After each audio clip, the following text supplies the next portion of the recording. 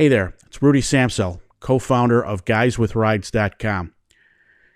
And it's been 1 week since I bought the 1985 Porsche 928S you see sitting behind me. The funny thing about old supercars is you may be able to buy them cheap, but getting them to like new condition will still cost you supercar prices. Stay tuned and I'll take you through all the parts I've ordered to the tune of almost $3,200 over the first week of ownership. So thank you for tuning into the Guys with Rides channel. I'm 7 days into the ownership of this Porsche 928, and last week we showed the electrical checks and everything's good there. So I've been busy this week ordering and waiting for a number of parts to get the car back to running condition. Now, when I say get back to running condition, there's a good chance I could put some fresh gas in, play around with the car, and with its fresh battery, get it running. However, as we've mentioned before, I have no documentation on this car whatsoever. I don't know when the timing belt on this interference motor has been changed. So I want to do the right thing and change out the timing belt first. Earlier this week, I ordered the timing belt replacement kit that includes a water pump and a number of other components from an online 928 specialist called 928 Special. The total for all of the parts, and they recommend a number of options, pulleys, some gaskets, and of course the flywheel lock tool you'll need and the timing belt tensioning tool. That came to the tune of just under $1,100. Despite its 18-year production run, Porsche never made a lot of these. I think 60,000 total over that lifespan of these 928s in various series. Consequently, service manual writers like Chilton's and the others never wrote a manual that I could find for the car. That forced me to buy the complete service manual set, source and find a complete service manual set. I started out on eBay Motors and found a set for $700. Then as I was ordering parts on Pelican, I noticed that they offer the factory manuals for much less money. I went back to the eBay seller and challenged them to match the price on what Pelican was offering, and they gladly did. So I did receive a refund over the past week. And as I was starting to record this video, the books actually came in. So if you've ever owned a hatchback or an SUV with worn out struts, you know what a pain it can be to open and keep open the rear hatch or the hood. This car needs all four of those, and I found the best price on Suncoast parts, and I ordered those also with, I think, an air filter and a fuel filter from there. So those parts at Suncoast are in transit as we speak, and those totaled about $261. In 1985, this was one of the leading cars to start introducing high-end fuel injection, 4-valve technology, and I'll get to the brochure in a bit, but what they called maintenance-free ignition systems. Well, that's all well and good when a car's new. But this car's 35 years old now. Again, I have no documentation. And if I'm planning to do a long-range trip with this, I don't want a stupid thing like spark plug wires and distributor caps failing on me. Those combined with the fact I have to remove the old fan belts and hoses, I just went ahead and ordered everything that I would consider a consumable part. So all of the tune-up parts, and get this, the ignition wires are just over $300 on this, and that's not even the Porsche wires. That's an OEM replacement, I believe Bosch. This car uses 2 distributor caps. Each bank has its own set of 4 with special rotors, and the rotors themselves were just these parts are amazingly expensive. Anyway, all of that totaled $994. The biggest challenge on this car is going to be sourcing some of the parts for the spare tire, tool, and rear hatch area. It's missing the carpet. It's missing the fiberglass carrier that goes above the spare tire when it's stowed. I needed to source all of the tools, and I'll need to source the rear carpeting as well. And I learned over the weekend that the luggage cover is what they would call unobtainium. While it's possible to find them, prices are being quoted for $1,000 for basically a curtain. So that will be a long-term priority that I'm not worried about at all. One thing I was able to source this week, I did come across on eBay Motors that somebody did have the correct brown carpeting tool storage rear panel. Doesn't come with the tools, but I managed to get that for a bid of $62, and that came in. I'm happy with the condition of. I just need to clean it up a bit, and I'll start looking for tools. Luckily, unlike on the 911s, the toolkit for 928s, oddly enough, is relatively inexpensive, and I can even source one brand new from Pelican for $200, but I'm hoping I can find someone.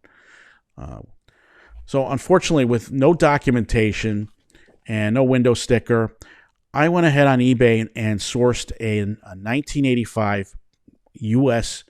sales brochure. And this 40-page thing for $45 really provides a wealth of information as I go to put this car together on what was available and what wasn't.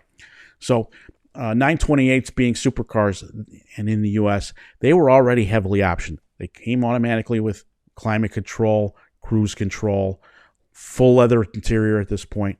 There were a variety of options, paint and cloth options. And as it turns out, this car appears to have a two-tone full leather interior. So this book was helpful already in telling me what the car, what I should be looking for. So to help me along those lines, I've used in the past on the Boxster you see over in the corner there, I had a company, an online company called Stuttgart Studios.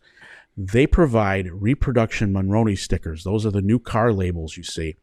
And you're able, if you supply them a VIN number, a picture of the VIN to prove that you own the car, for about $125, they will supply you a reproduction Monroney label. And so what I hope to get from that is some more information on what this car came with based on the VIN number. So the first week here spent mainly getting the parts needed on order to get the car started and get it running again safely. In addition to that, the one thing I hate about the car is somebody put one of these plastic dashboard covers on the instrument pinnacle and the main dash. Knowing that it's probably covering something, I went ahead earlier today and pulled those pieces off. So you can see what I used is I have some tools from Eastwood Company, and I basically used those plastic tools to just start slowly prying the instrument binnacle off. And it was quickly apparent that somebody had used silicone to put this over the instrument binnacle. But luckily, this had been exposed to heat, and you can see me just slowly working my way around it, and there you go, all kinds of silicone on it. Next up was the dashboard. I've sped it up for you, but using a sharp new razor blade, I cut sections of it off, knowing that I'm not going to damage anything underneath. It's probably already damaged. So I slowly just started pulling pieces of that away. And to my surprise, you're going to see it here. That is a leather-covered dash, complete with a nice seam across the top in a nice brown color.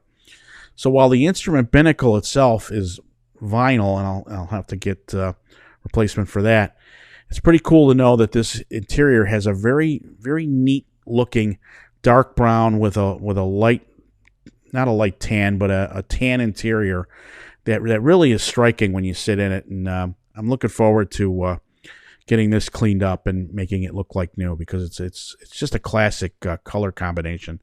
And so we'll go from there. So here's just a slow shot. You can see all of the silicone that was used to glue this down. So I'll have to get the binnacle needs a full restoration, and the dash as well. But so you can see the leather covering is just, particularly around the dashboard. This is where I'm going to show the close-up. That's why somebody covered it, is coming up right here. The foam from extreme heat had just stripped away, and all of that's going to need to be replaced. So 1 week in, where are we at? Well, it cost me $4,000 for the car, and a couple $100 and a nice dinner with Nick and my friend Glenn, and to pay for diesel fuel and whatnot. And Finally, this week, I spent nearly $3,200 in parts, just parts that I have not even put on the car yet. So I'm not kidding when I say this is risky business. That's my update after 1 week. That leaves me 19 weeks to go and 135 days before my aggressive goal to drive this car from Central Jersey down to Amelia Island, Florida, to attend the Porsche Club of America's Works reunion that's part of the Amelia Island Concours the first weekend of March 2021. Hopefully you like this video. By all means, subscribe. I'm going to plan moving forward to provide weekly updates on the car on Wednesdays. Best bet is to subscribe, like the video, and you'll be notified every time I post a new one. And be sure to check out our main website, guyswithrides.com. I post content on there 6 days a week, from our classified Craigslist finds to starting November 2nd, we're going to be offering exclusive reserve parking listings where you can do a silent bid. Those listings feature a full pre-purchase inspection at no charge to the buyer. Combine that with the lowest fees of any curated auction site, and you'll see that Guys with Rides is trying to change what's going on in the collector car hobby. Thanks for watching, and we'll see you soon. Have a good one.